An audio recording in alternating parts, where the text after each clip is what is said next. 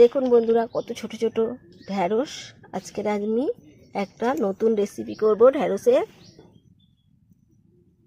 এই যে দেখতে পাচ্ছেন গোটা গোটাগুলো, শুধু পরিষ্কার করে ধুয়ে নিয়ে এটাকে আমি পিছনটা আর সামনেটা ফেলে দেব।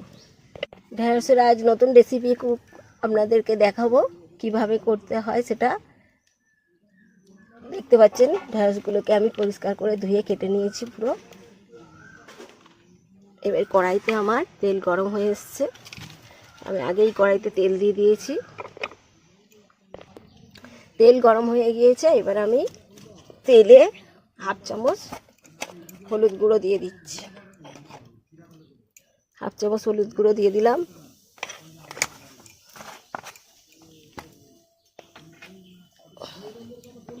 এবারে হাফ চামচ নুন দিয়ে দিচ্ছি। এইবারে আমি ঢ্যাঁড়সগুলো দিয়ে দিচ্ছি।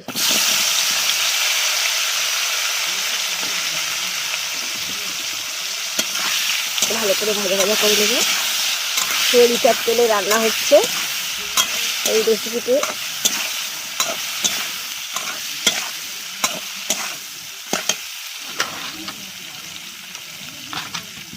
পরিমাণ মতো তেল দিয়ে দিয়েছি ঢ্যাঁড়সগুলো ভাজার জন্য।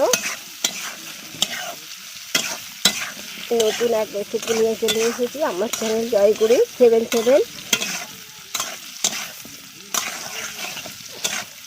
নতুন নতুন রান্না পেতে হলে অবশ্যই আমার চ্যানেলকে ফলো করুন। আর আমার চ্যানেলের প্রতিটা ভিডিও দেখতে হলে অবশ্যই আমার চ্যানেলকে সাবস্ক্রাইব করে রাখুন। অনেক দিন পরে আপনাদের সামনে এক নতুন রেসিপি নিয়ে আমি চলে এসেছি। দেখতে পাচ্ছেন ঢ্যাঁড়সগুলোকে আমি এখন ভাজা করে নিচ্ছি ভালো করে।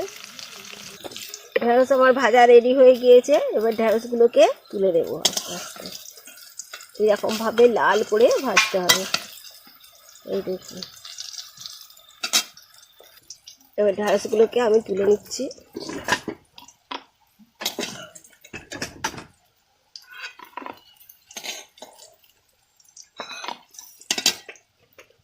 অতটা তেল লাগবে না, আমি ওই জন্য তেলটা একটু কমিয়ে নিচ্ছি।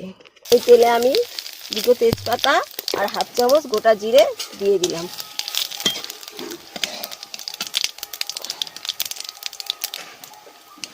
এইবারে হাফ চামচ হচ্ছে আদা বাটা দিলাম, হাফ চামচ রসুন বাটা দিলাম। ভালো করে নাড়াচাড়া করে নিচ্ছি।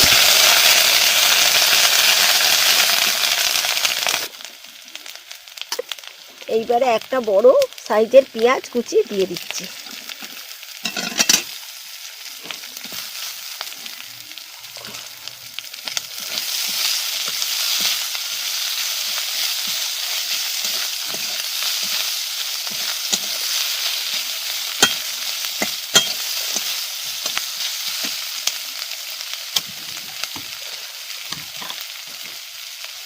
ভালো করে ভাজা ভাজা করে নিচ্ছি মশলাটা দিয়ে।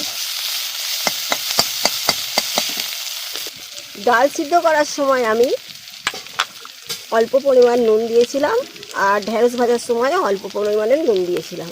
এখন আমি স্বাদ মতো নুন অল্প দিয়ে দিলাম।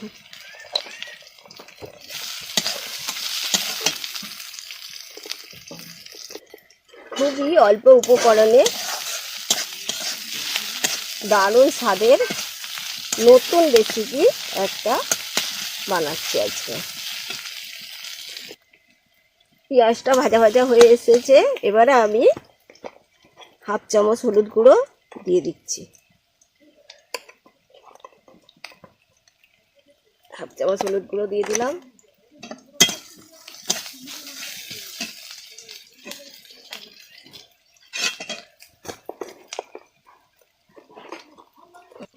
এবার আমি লঙ্কা গুঁড়ো হাফ চামচ দিয়ে দিলাম। ভালো করে নাড়াচাড়া করে নিচ্ছি মশলাগুলোকে। 100 গ্রাম মুগ ডাল ভেজে সিদ্ধ করে রেখেছিলাম, সেটা দিয়ে দিলাম।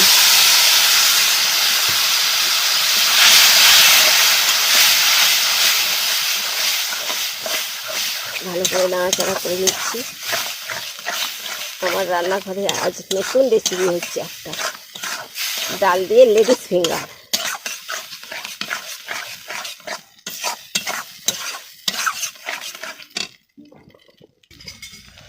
ডালটা বেশ নেড়ে চেড়ে মশলাটার সঙ্গে মেশানো হয়ে গিয়েছে। এবার আমি পরিমাণ মতো জল দিয়ে দিচ্ছি। খুব জল দেবো না, হালকা একদম মাখা মাখা হবে, বেশ জল দিয়ে দিলাম। ডাল ফুটে গিয়েছে, গাঢ় গাঢ় হয়ে গেছে, দেখুন কি সুন্দর গাঢ় গাঢ় হয়ে গেছে। এবার আমি ঢ্যাঁড়সটা দিয়ে দিলাম। ভালো করে ভেজে রাখা ছিল ঢ্যাঁড়সটা, দিয়ে দিলাম।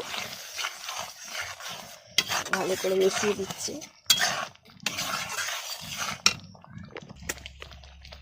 এবার আমি হাফ চামচ গরম মশলা দিয়ে দিলাম। ভালো করে নাড়াচাড়া করে নামিয়ে নিচ্ছি। আমার রান্না রেডি হয়ে গিয়েছে।